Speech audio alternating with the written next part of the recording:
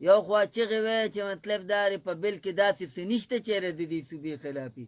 دې خوا په اسمبلی کې هم ستا د پارټۍ خلک چغې وایي چې دا بل د دې صوبې د عوامو خلاف دی. زه چا ومنم یار؟ دا قوم د چا ومني؟ قوم ته خو ګناه نشته. ما ته خو پوزیشن کلیر دی نه چې زه وزیر اعلی او د وزیرانو منم. زه مطلب دا دی د پی ټي آی هغه چې کوم پی ټي آی یا مخالفت کوي د هغې امپیاګانو منم، که زه د مولانا پل رحمان ومنم، که زه د عمل خان ومنم، که زه د آفتاب خان ومنم. زه خو لا مطلب دا دی چې په دې دغه کې په شکوک و شبهات کې یم چې په حقه څوک دی. هغه څوک دی بل مطلب دا دی موږ ته خبر نه یو چې په دې کې حقیقت څه دی.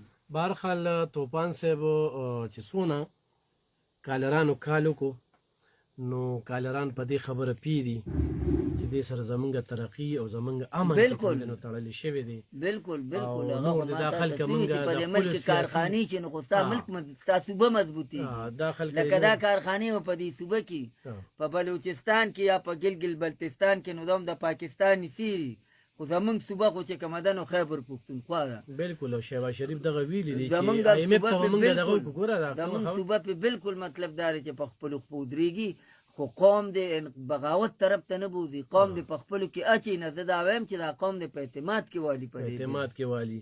بهرحال قوم اوس ته هم قوم پکار په دي دې صوبې قوم په اعتماد کې اخیستل دا د ارمي چیف کار خو نه دی کنه. دا خو د دې صوبایي حکومت ذمه داري وخت پوره شو.